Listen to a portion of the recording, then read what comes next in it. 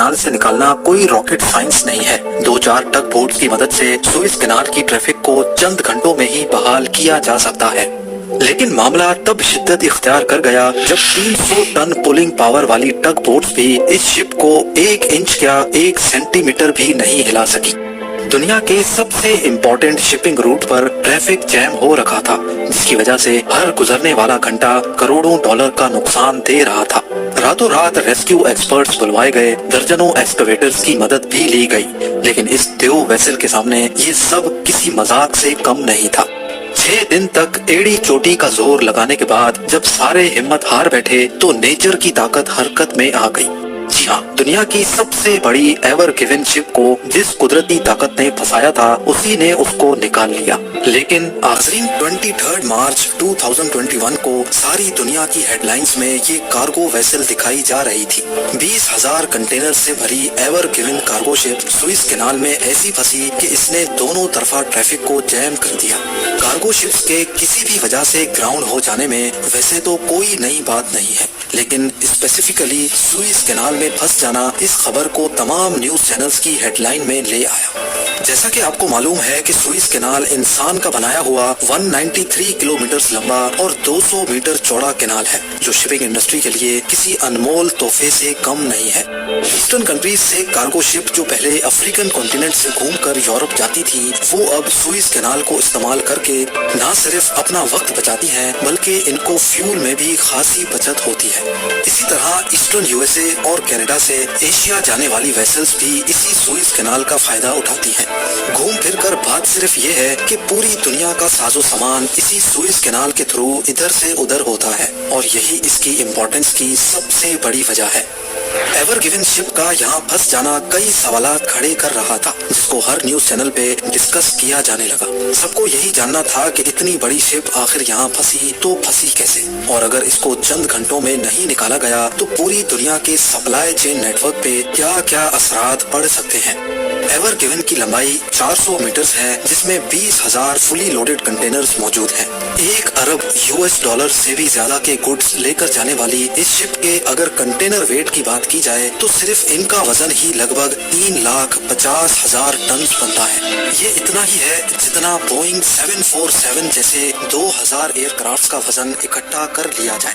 याद रहे कि इसमें शिप का अपना लोड शामिल नहीं है। सुएज कैनाल जो ज्यादा डीप भी नहीं है, इसमें से गुजरते वक्त शिप्स अपने आप को सेंटर में रखती है, जहां पानी साइड्स के मुकाबले में थोड़ा ज्यादा गहरा है। एवर गिवन जिसने अपना सफर शेंजन से स्टार्ट किया था, उसको चंद हफ्तों के बाद नेदरलैंड्स के शहर रॉटरडैम पहुंचना था। नॉर्मली सुएज कैनाल सुबह सवेरे क्रॉस किया जाता है जब विंड कंडीशंस नॉर्मल होती हैं, लेकिन इस दिन मामला दूसरे दिनों के मुकाबले में काफी अलग था। इस दिन सुएज कैनाल में तेज हवाओं और रेत के तूफान का खदशा था, जिसकी वजह से कई शिप्स ने कैनाल को इस्तेमाल करने से गुरेज किया। लेकिन एवर गिवन के कैप्टन को लगा कि वो इन हवाओं का सामना कर लेगा।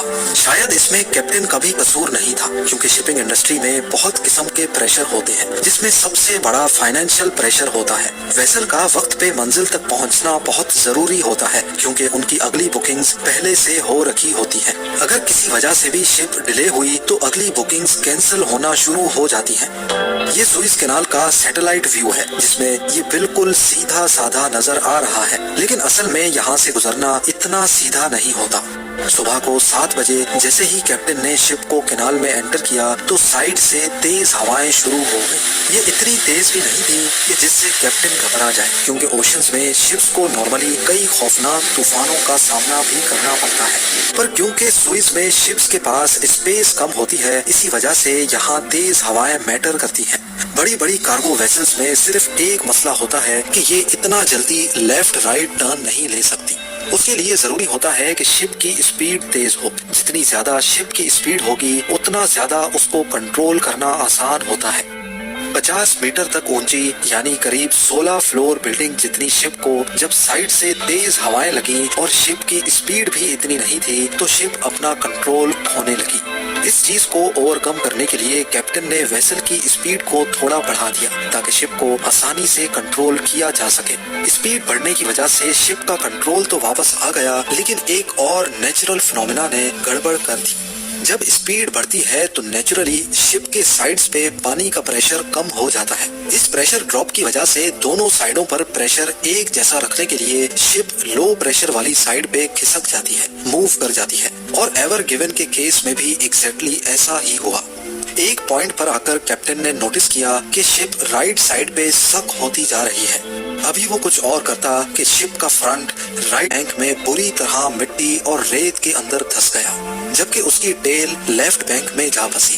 لاکھوں ٹن وزنی ایور گیون نے پلک جھپکتے ہی پورے 200 میٹر سوئس کینال کو بری طرح سے چوک کر دیا. یہ بلاکیج ریڈ سی اور گریٹ پیٹر لیک کے درمیان ٹھیک اس پوائنٹ پہ ہوئی تھی.